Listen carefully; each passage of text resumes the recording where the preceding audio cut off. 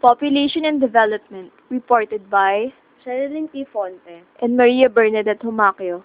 The issues on the relation between population and development have been raised several times. When population increases, then the development of the earth resources will decrease. Demographers have warned of a crisis pending the rapid population growth vis-a-vis the limits of the earth resources. The consequences of overpopulation are climatological changes, coastal flooding, desertification, and water shortage,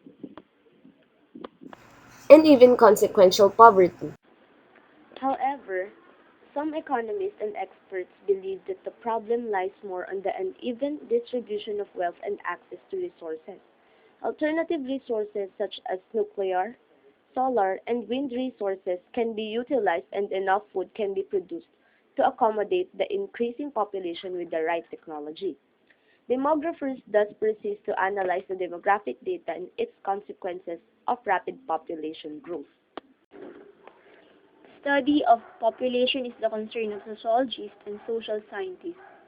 Population refers to the number of persons occupying a certain geographic area. The rate of population growth is the net annual increase in population, which is computed by getting the difference between the number of births and the number of deaths. Demography is the study of size, distribution, composition, and change in population. Demographers study birth, death, and migration data and how these affect the composition, size, and distribution of the population. They analyze the factors which causes the increase or decrease in population, the characteristics of the population like occupational groupings, marital, religious, educational, and ethnic status are also gathered. They use statistical methods. The main sources of demographic data are the population census, with data on age, sex, occupation, employment status, and migration. Vital registration statistics like births, deaths, and marriages. Sample or special surveys on households, and data gathered and processed by government agencies. Population growth of the world. Human population grew slowly. It took more than 1 million years to reach 1 billion people at the beginning of the 19th century.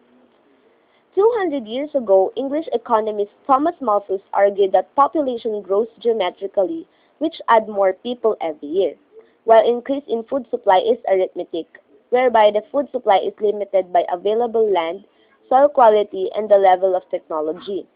He believes that the increase in population outgrow increases in the food supply. Thus, there is need to keep population growth in line with food supply. Malthus presented two solutions. First is positive checks to overpopulation by increasing death rate, which include war, famine, pestilence, and diseases.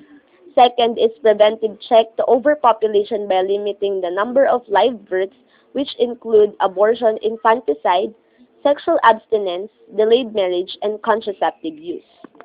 With overpopulation, there will be an accompanying shortage of non-renewable resources needed for manufacturing.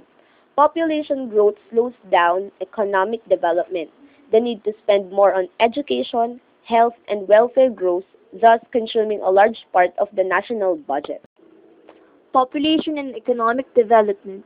The consequences of population growth are the following. High fertility societies are not able to provide good health, education, and welfare programs. The process of industrialization is slowed down. Technology is costly and uncertain. Consumption pattern destroys the ecosystem as technology depletes the natural resources and environmental problems are accelerated. It contributes to social inequality. It reduces the country's ability to solve problems peacefully. The reason for slow economic growth are global competition, shortage of capital, competing economic and social goals, poor corporate planning, poor political leadership, exploitation by foreign investors, and internal conflicts. With new technology, however, the economy is expected to develop. Reducing the rate of childbearing. In England, birth rates were reduced through a volunteer model. Fertility fell without government interference. Improvements in the medical field and the public sanitation brought down the death rates, and economic growth resulted with people themselves deciding to have fewer children. China represents the involuntary model of fertility reduction. When the communists, led by Mao Zedong, gained control in 1949, they was poor. China is an agricultural country with a large population.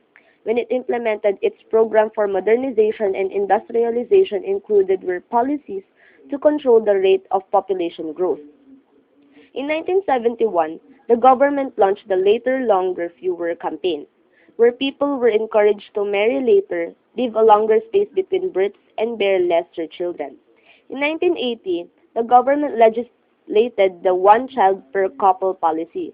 Those who violated are meted with the community disapproval and employment, housing, and other social services incentives removed or lessened. Process in population change. Three variables are involved in population change. Fertility refers to the actual number of children born to a woman. The number of registered births for 1,000 of the population in a given area at a specified time. Early marriage means higher fertility, while delayed marriage cuts down the number of children one can bear. The knowledge and practice of birth control is another factor that affects the fertility. Birth control through contraceptives is a common practice in Western countries. Mortality refers to the number of deaths per 1,000 of the mid-year population in a particular place at a specified time. This is measured by crude death rate. With the improvement of mortality conditions, life expectancy increased. Life expectancy refers to the average number of years a person is expected to live from time of birth. Migration is the movement of people for permanent residency. People migrate for economic, political, social, psychological, religious, educational, or medical reasons. Migration is internal or international. Internal migration is the spatial movement of people within a country. International migration is the movement from one country to another. Immigration is leaving one's country for another for permanent settlement. Many professionals such as physicians, nurses, chemists, engineers, teachers, accountants, and dentists migrate. This trend has brought about our so-called brain drain. Age structure. This refers to the proportion of people at the different age levels. It is affected by the rates of fertility and mortality. A country with a young population needs to make provisions for the youth's needs like food, education, and health facilities. With an older population, the need is for pension plans, senior citizen privileges, retirement communities and institutions, and recreational programs for the aged. Sex composition. Sex ratio is computed by counting the number of males per 100 females. When the sex ratio is 100, this means that the number of males and females is balanced. In the Philippines, there are more male babies born than female babies. Sex composition affects the social and economic conditions of the society. A high proportion of men means more workers for farming, mining, and forestry, and heavy industries. The Philippine population. The Philippines, with a population of 79.34 million in 2000, is a fast-growing country in terms of population. In 1990, the Philippine population was more than 66 million, up from 48 million in 1980. The growth rate was from 2.5% to 2.6%, down from more than 3% in 1960.